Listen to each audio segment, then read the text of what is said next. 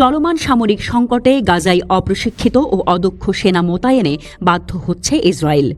যুদ্ধ দীর্ঘায়িত হওয়ায় সেনা সংকট চরমে উঠেছে, আর এই ঘাটতি মেটাতে যেসব সৈন্য এখনও প্রশিক্ষণই শেষ করেনি তাদেরকেও টেনে নেওয়া হচ্ছে প্রাণঘাতী সংঘর্ষের কেন্দ্রস্থলে। ইসরায়েলের রাষ্ট্রীয় সম্প্রচার সংস্থা KNN জানিয়েছে, গোলানি ও গিভাতি ব্রিগেডের যেসব নতুন সৈন্য মাত্র 4 মাস আগে বাহিনীতে যোগ দিয়েছে তাদের সরাসরি গাজা পাঠানো হয়েছে। পুরো প্রশিক্ষণ না শেষ করেই গত ডিসেম্বর থেকে এসব নবাগত সৈন্যদের যুদ্ধক্ষেত্রে নামিয়ে দেওয়া হচ্ছে। সেনাদের এই জোরপূর্বক যুদ্ধে পাঠানো নিয়ে উদ্বেগ প্রকাশ করেছেন ইসরায়েলি সামরিক নেতৃত্বও। ইয়েদিওথ অহরনতে প্রকাশিত এক প্রতিবেদনে বলা হয়, চিফ অব স্টাফ আয়াল জামির নিজেই প্রধানমন্ত্রী নেতানিয়াহু ও মন্ত্রিসভাকে সতর্ক করে বলেছেন, যুদ্ধ চালিয়ে যেতে গিয়ে সেনা ঘাটতি এমন জায়গায় পৌঁছেছে যে রাজনৈতিক নেতৃত্বের কৌশলগত পরিকল্পনাগুলো বাস্তবায়ন ব্যাহত হচ্ছে। ইসরায়েলি সেনাবাহিনী ইতোমধ্যেই স্বীকার করেছে, দেশটিতে নিয়মিত সৈন্য সংখ্যায় ঘাটতি দেখা দিয়েছে। বিশেষজ্ঞরা বলছেন, এই ঘাটতির মূল কারণ হল চরমপন্থী ইহুদি যুবকদের সেনাবাহিনীতে যোগ না দেওয়া, রিজার্ভ সেনাদের 30 থেকে 40% সেবা প্রত্যাখ্যান এবং যুদ্ধের মানসিক ও শারীরিক ক্লান্তি। ইসরায়েলি গণমাধ্যম বলছে, বাস্তবে রিজার্ভ সেনাদের সেবায় না ফেরার হার আরও অনেক বেশি হতে পারে।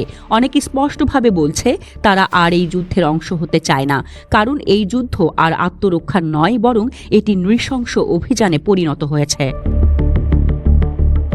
দেশ জুড়ে শুরু হওয়া এক সামাজিক আন্দোলনের মধ্য দিয়ে অসংখ্য ইসরায়েলি নাগরিক ও সেনা সদস্য এখন যুদ্ধ থামানোর দাবি তুলছে। গণহত্যা বন্ধ করো, বন্দীদের ফিরিয়ে আনো, এই দাবিতে শুরু হওয়া বিভিন্ন জনস্বাক্ষরে ইতোমধ্যেই লক্ষাধিক মানুষের সাড়া মিলেছে। রিটার্নিং টু ইসরায়েল ওয়েবসাইটের তথ্য মতে শনিবার পর্যন্ত এমন 50টি আবেদনে 1,40,000-এর বেশি ইসরায়েলি নাগরিক স্বাক্ষর করেছেন। এর মধ্যে 10,000-এর বেশি রিজার্ভ ও সাবেক সামরিক সদস্য রয়েছে। তাদের বার্তা পরিষ্কার, ইসরায়েলি সেনারা আর এই যুদ্ধ চায় না, তাদেরকে বাধ্য করা হচ্ছে। 2023 সালের 7 অক্টোবর হামাসের আকস্মিক হামলার জবাবে শুরু হওয়া ইসরায়েলি আগ্রাসনে এখন পর্যন্ত গাজায় প্রাণ হারিয়েছে 51,000-এর বেশি মানুষ, আহত হয়েছে 1,16,000-এরও বেশি। আন্তর্জাতিক মহল ইসরায়েলের এই কর্মকাণ্ডকে নৃশংস ও অমানবিক বলে অভিহিত করলেও বাস্তবে তাদের থামানোর মতো কোনো কার্যকর পদক্ষেপ আজও দেখা যাচ্ছে না। এমনকি আন্তর্জাতিক আদালতেও এখন চলছে ইসরায়েলের বিরুদ্ধে গণহত্যার তদন্ত।